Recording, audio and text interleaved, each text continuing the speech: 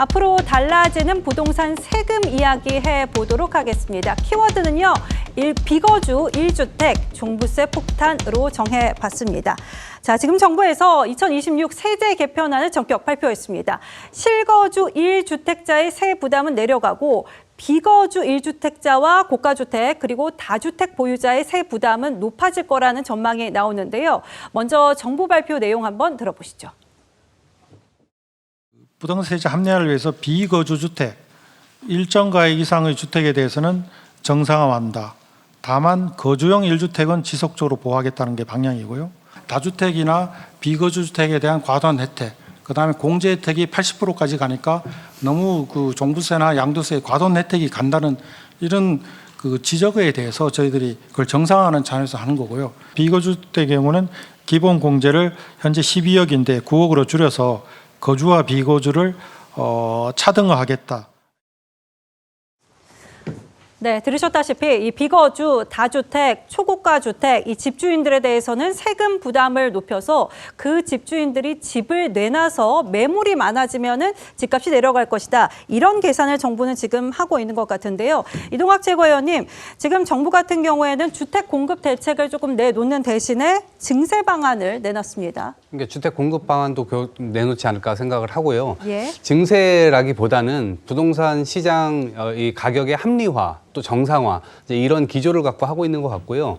이 세 부담이 아마 늘어나는 것은 초고가나 혹은 이건 총량제로 지금 하려고 하는 것이기 때문에 예. 실제로는 세 부담은 더 줄어들게 되는 겁니다. 더 많은 사람들에게는요. 그래서 그런 측면에서 원칙을 정했다면 이제는 흔들림 없이 좀 나아갈 필요가 있다 이렇게 생각합니다. 네, 그러면은 세 부담이 내려가게 되는 건지 이거 한번 따져보도록 하겠습니다. 집주인이 살지 않는 비거주인 경우에는 일부 1주택자도 세 부담이 큰 폭으로 늘어날 거라는 분석이 나오거든요. 예를 들면 지금 이런 상황입니다. 시세 26억 4천만 원 상당의 서울 목동 아파트를 저희가 한번 예로 들어봤는데요. 요즘에 부부 공동 명의로 보유하고 있는 경우가 많죠. 그런데 이 부부가 이 집에 살지 않고 비거주 1주택자로 이 주택만 보유하고 있을 경우에 올해 같은 경우에는 종부세를 5만 원 남짓 내면 됐었는데 2년 뒤에는 402만 원이 될 거라는 겁니다. 자, 윤희석 대변인님, 네. 앞서서 지난달에 이재명 대통령이 자신의 분당 29억 아파트를 팔았잖아요. 그게 부부 공동 명의의 아파트이기도 했었는데 지금 이 세제안대로라면은 대통령은 집을 팔면서 이 세금을 내지 않게 된 상황이기도 합니다. 그렇죠. 결과적으로는 굉장히 적절하게 파신 게 되겠죠. 시기적으로 네. 보면. 뭐 좋습니다. 정부가 세제를 개편을 해서 과세 정책에 대해서 변화를 줄 수가 있죠. 예. 있는데 저는 계속 묻고 싶은 것이 과연 부동산 정책 관련해서 이재명 정부가 갖고 있는 철학이 도대체 뭔지를 잘 모르겠습니다. 예. 자, 비거주하는 1주택자 분들에게 그럼 좀 중과세를 하겠다는 것이 과세 형평성이라는 소위 누진성을 강화하기 위한 건지 아니면 그런 식으로 해서 매물이 많이 나오게 해서 집값을 안정시키려고 하는 건지 예. 정책 목표가 명확하지 않기 때문에 어떻게 보면 내가 살지 않지만 어쩔 수 없이 내가 내 집에 살지 못하고 있는 사람에 대해서는 어떻게 하느냐 이런 이제 반발이 나올 수밖에 없다고 봐요. 분명히 예외가 인정될 수밖에 없는 상황이 있을 겁니다. 근데 그럼 그 예외를 어디까지 인정을 할 거냐. 나는 거기에 해당되는가에 대해서 그러면 세무서에 가서 얘기해서 뭔가 호소하면 되는 거냐 안 되는 거냐. 이러한 아주 정교한 것까지 다 설계를 하고 비거주 1주택자들에 대한 과세까지 생각을 한 거냐. 저는 그렇지 않다고 봐요. 네. 철학이 없기 때문에 그냥 집을 일단은 갭 투자해서 사놓고 지금 다른 데 살고 있는 사람 집값 오르고 그 사이에 뭔가 갭 투자했던 거 대출금 갚고 요 상황을 노린 사람들은 세금으로 뭔가 응징해야 되겠다. 네. 이런 것만 작용한 것이 아닌가 싶어서 과연 민주당에서 아직 답이 안 나오고 있잖아요. 예, 그렇습니다. 민주당에서 어떤 반응을 보일지 민주당의 소속된 소위 서울 의원들은 서울을 지역구로 갖고 있는 분들은 어떤 반응을 보일지 좀 좀 궁금합니다. 네, 이 문제는 좀 뒤에서 짚어보도록 하고 지금 비거주 1주택자에 대해서 세금 폭탄이 떨어져서 이제 이에 대한 반발이 굉장히 심한데 나경원 의원 같은 경우에는 이재명 대통령이 집 처분 후에 세금 폭탄 대책이 나왔다면서 이걸 지금 세제 계약을 철회해야 된다 이런 의견을 내기도 했더라고요. 박원석 의원님 어떻게 들으셨습니까? 글쎄요, 그거를 뭐 이재명 대통령이 분당 집을 판 거하고 연결시키는 건 좀 논리적으로 무리하다고 보고요. 네. 근데 앞서도 소개를 해주셨지만 이번에 세제 개편안의 특징은 실거주 1주택자에게는 어떻게 보면 세금을 줄여주고 그렇습니다. 그리고 비거주 다주택 그리고 초고가에 대해서 세금을 늘리는 조치이기 때문에 전체적으로 봤을 때 이 세부담이 크게 늘어나는 건 아니고요. 예를 들어서 30억짜리 시가 기준입니다. 아파트를 갖고 있는 분들 같은 경우에는 올해 종부세를 91만 원을 냈거든요. 근데 내년에 76만 원으로 줄어듭니다. 집값이 30억인데. 근데 이게 이제 비거주일 경우에는 네. 이게 318만 원으로 크게 늘어요. 때문에 집은 사는 것이 아니고 사는 것이다. 네. 라는 게 일종의 이 정부의 철학이고 정책 방향이고요. 이거는 일종의 뭐 그 세금을 통해서 집값을 잡겠다는 정책이라기보다도 조세 형평성을 기하는 이제 그런 정책이라고 보는 게 더 타당하다고 보고 이걸 통해서 집값을 잡을 수 있는 건 전 한계가 있다고 보고요. 예. 근데 이제 종부세 과세 대상이 이렇게 많지가 않습니다. 지금 그 12억에서 14억으로 종부세를 부과하는 그런 이제 이 공시지가 기준으로 봤을 때 부과 대상을 좁혔는데요. 그렇게 해서 해당되는 종부세를 내게 되는 주택이 전국에 36만 채가 있고 가구 기준으로 봤을 때 2.3%밖에 내지 않는 세금입니다. 예. 그것도 30억대까지는 세금이 줄어드는 이제 그런 구조로 설계가 돼 있기 때문에 세부담이 크게 늘거나 세금 폭탄이라거나 이런 건 좀 과장되어 있다고 생각합니다. 네, 알겠습니다.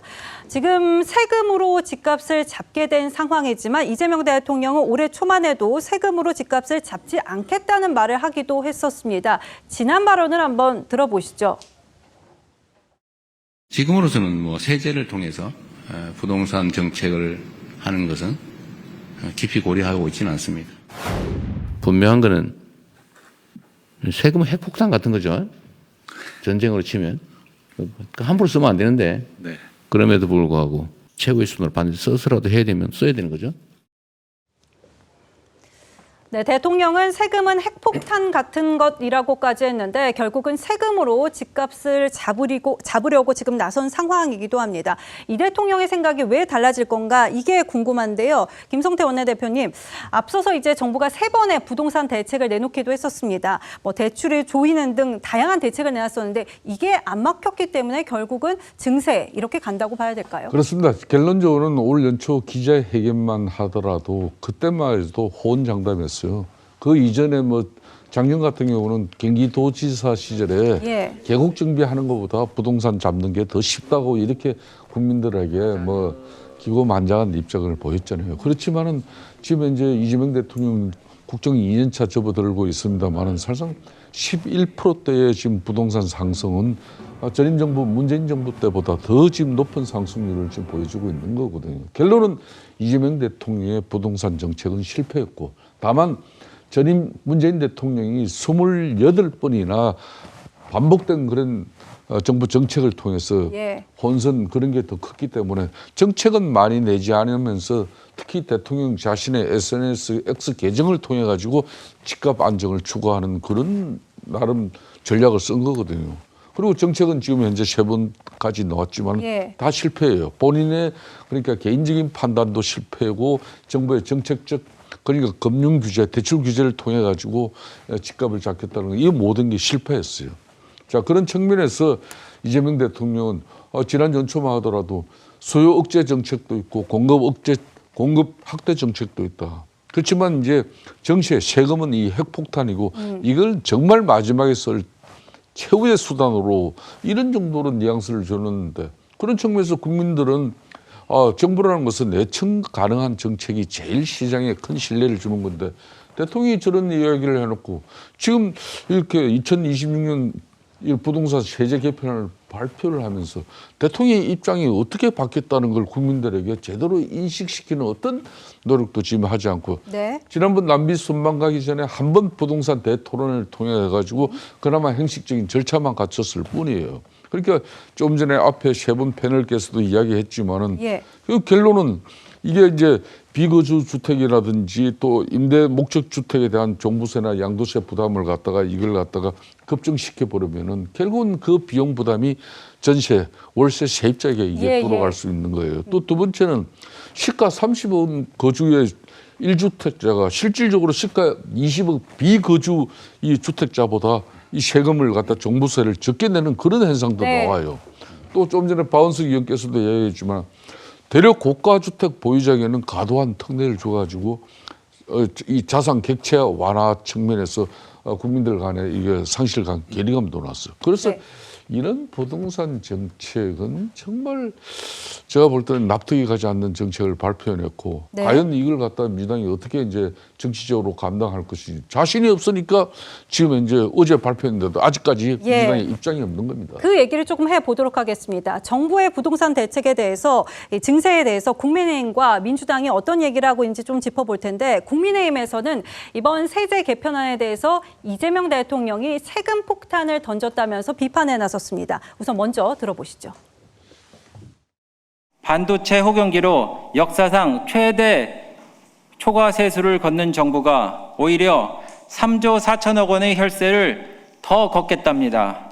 한마디로 닥치고 세금입니다. 대통령께서 잘못 알고 계십니다. 시장 이기는 정부 없고 국민 이기는 정부 없습니다. 세금 감면 안 해주고 정부가 더 걷어서 나눠주면서 인심 쓰고 표를 사겠다는 제스처, 이 이상 미아도 아니다.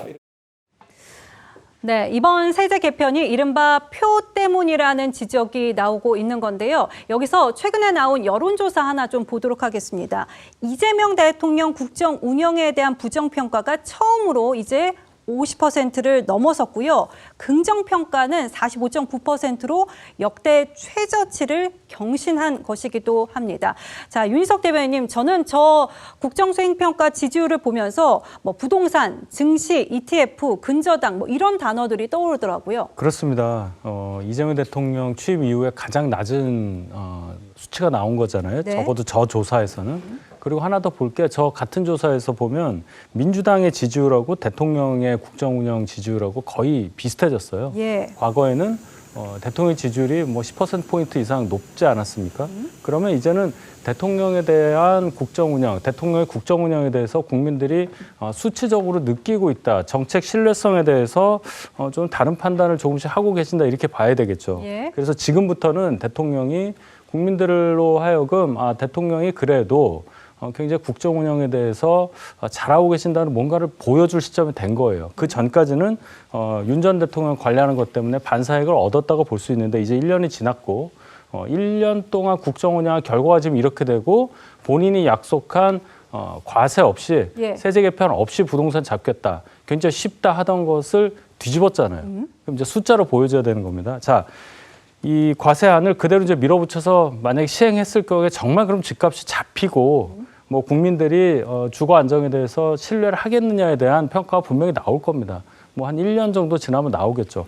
거기에 대해서 책임질 각오로 국정이 임해야 하는 거고 뭐 다른 지표도 마찬가지입니다. 뭐 주식도 마찬가지고 환율 문제도 있고 물가 문제도 있는데 이제는 대통령이 정치적인 어떤 바람을 타고 가졌던 지지율보다는 정책으로 승부 걸어서 국민들께 인정받는 그런 타이밍이 왔기 때문에 대단히 중요한 타이밍에 왔으나 지금 가고 있는 정책 방향은 굉장히 좀 위험스럽다. 본인의 약속을 뒤집고 또 어떻게 보면 과거에 실패했었던 진보 진영 대통령들의 전철을 밟는 거 아니냐 이런 우려를 하기에 충분하다고 생각합니다. 네. 지금 뭐 대통령 국정 수행평가 지지율도 그렇고 대통령도 조금 위기감을 느끼고 있는 것 같습니다. 이재명 대통령은 어제 해외 순방을 마치고 귀국하자마자 헬기를 타고 청와대로 출근을 해서 도시락을 먹으면서 오후 3시에 시작한 회의를 7시간에 거쳐서 10시 반에 또 회의를 마쳤다고 하는데요. 박원석 의원님, 이재명 대통령도 위기감을 느끼고는 있는 것 같아요. 해결할 문제도 많고요. 그렇죠. 이게 비단 지지율 때문만이 아니고 최근에 이제 증시 상황 그리고 부동산 상황 같은 경우에는 정부로서는 긴장감을 가지고 대응을 하지 않을 수 없는 상황이고요. 또 대통령이 7박 10일이라는 어떻게 보면 장기간 국내를 비운 상황에 그와 관련돼서 중요한 의사결정이나 정책 방향을 좀 분명히 해야 될 것들이 유보된 측면이 있잖아요. 예, 너무 많은 일이 있었습니다. 7박 10일 동안. 네, 귀국하시자마자 어쨌든 바로 청와대로 가서 그 대책회의를 주재하고 오늘 또 국무회의가 예정이 돼 있고 부처별 예, 업무보고가 예정이 돼 있기 때문에 국민들이 궁금해하는 그런 메시지가 좀 나오지 않을까 이렇게 기대하고요.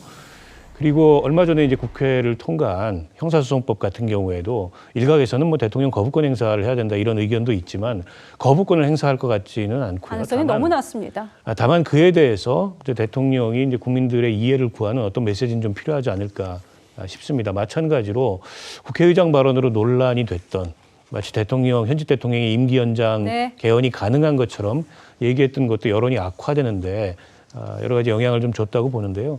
그에 대해서 대통령이 좀 분명하게 못 박으실 필요가 있다고 생각합니다. 네, 저희는 다시 좀 부동산 얘기로 넘어가서 민주당 같은 경우에는 지금 이번 세제 개편안에 대해서 일단은 말을 좀 아끼고 있는 분위기입니다. 민주당의 입장도 한번 들어보시죠. 당 지도부는 현재 민생과 자산시장 그리고 부동산 관련해서 모든 주요 현안에 대해서 면밀히 살피고 대안을 마련하는 데 집중하기로 했습니다. 네, 이번에 부동산 세제 개편안에 대해서 여당 내에서도 걱정이 된다. 지금 이런 말이 나오고 있는데요. 이동학 최고위원님, 네. 민주당 같은 경우에는 지난번에 지방선거에서 서울시장 선거에서 진 이유 중에 하나가 부동산이기도 했잖아요. 그렇기 때문에 지금 민주당 의원들이 이 부동산 문제를 굉장히 좀 심각하게 예민하게 바라보고 있는 것 같거든요. 뭐 그동안 뭐 민주정부에서 여러 가지 시도들을 할 때마다 민심 위반이 왔었다라고 네. 하는 측면은 분명히 있기 때문에 이번에도 혹시라도 또 잘못되게 되면 우리들이 그런 민심 속에서의 책임을 피할 수가 없는 것 아니겠어요? 그래서 그 부분과 관련돼서는 당연히 집중해서 볼 수밖에 없는 것이고 이번 정책을 통해서도 실제로 국민들의 어떤 편익이나 뭐 부동산 세제 합리화라고 하는 부분이 잘 받아들여져서 좋은 평가를 받으면 좋겠지만 또 안 좋게 갈 수도 있는 거잖아요. 그러니까 네. 그런 지점들을 면밀히 살펴야 된다라고 하는 것이고 이번 세제 개편으로 집값을 잡는다라는 측면보다는 실제 세제 합리화라고 하는 표현을 많이 썼거든요. 예.